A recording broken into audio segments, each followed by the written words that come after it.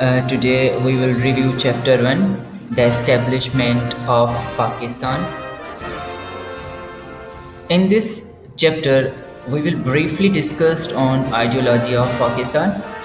In the light of these following topics, kindly pause your video and read the topics carefully. Ideology of Pakistan.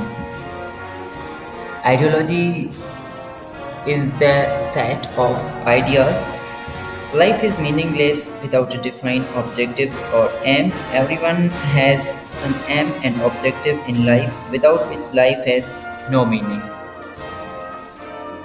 Basically ideology یہ ہوتی ہے کہ جب ہم کوئی بھی کام کرنے جاتے ہیں یا کوئی بھی ایسا کام شروعات کرنے جاتے ہیں تو ہمارا اس کے پیچھے ایک منشور ہوتا ہے، ایک آئیڈیالوجی ہوتا ہے، ایک آبجیکٹو سیٹ کرتے ہیں کہ جس میں ہمیں پتہ چلے کہ جو ہم کام کرنے جا رہے ہیں یا جو کوئی تحریک ہم چلانے جا رہے ہیں اس کے پیچھے ہمارا مطلب کیا ہے اور ہم یہ جو تحریک ہے ہمارے لوگوں کے لیے کتنی فائدہ مند ثابت ہوگی۔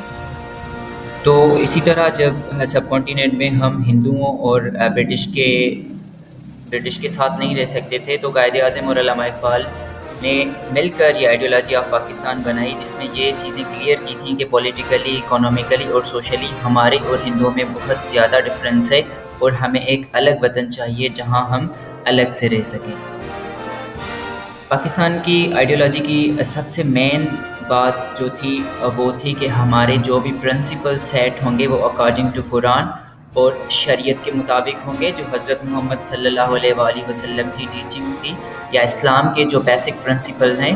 ہمارا جو پاکستان ہوگا یا پاکستان کی گورنمنٹ ہوگی وہ ساری ڈپینڈ قرآن کی تعلیمات اور نبی پاک صلی اللہ علیہ وآلہ وسلم کی شریعت پہ کریں گے۔ آئیڈیالوجی آف پاکستان دینے میں جو سب سے بڑا کردار تھا وہ قائد اعظم محمد علی جناح اور علامہ اقبال کا رہا ہے۔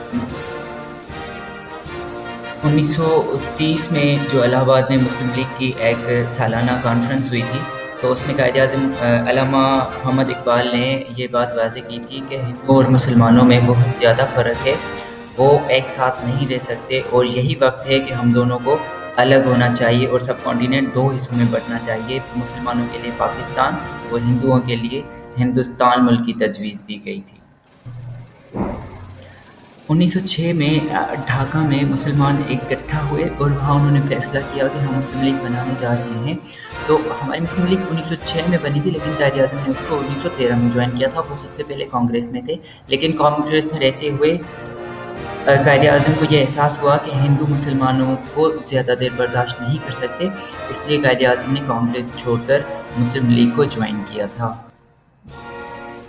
تو آئیڈیالوجی آف پاکستان میں یہ چیز کلیئر تھی کہ ہم ہندوؤں کے ساتھ نہیں رہ سکتے کیونکہ سویلائزیشن ہو، کلچر ہو، سوشلی ہو یا اکنومیکلی ہو، ہم میں بہت زیادہ ڈفرینٹ ہے اور ہندوؤں کی ہٹ دھرمی بھی بہت زیادہ تھی کیونکہ سب کانٹیننٹ میں برٹش سب سے زیادہ جو فیور تھے وہ ہندوؤں کی لیتے تھے اور مسلمانوں کو ہر چیز پر نیگلیکٹ کرتے تھے۔ تو قائد اعظم نے جب آئیڈیالوجی کی بات کی تھی اور ایک کلیئر میسج دیا تھا کہ اب ہم سب کانٹیننٹ میں دو حصوں میں بٹنے جا رہے ہیں، مسلمانوں کے لیے پاکستان ہوگا اور ہندوستان کے لیے بھارت ہوگا۔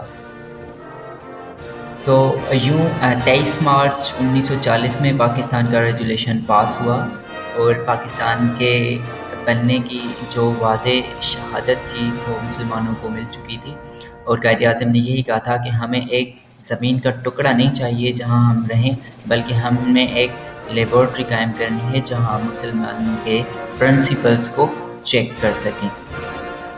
آج کا ٹاپک ہمارا آئیڈیالوجی آف پاکستان پورا ہوا۔ آگے چل کر ہم دوسرے ٹاپکس پہ بات کریں گے، تو آپ نے آئیڈیالوجی آف پاکستان کو اپنے بکس میں پڑھنا ہے اور آئیڈیالوجی آف پاکستان کے بعد قائد اعظم اور علامہ اقبال کی جو بھی تجاویز تھی ان کو آپ نے یاد کرنا ہے۔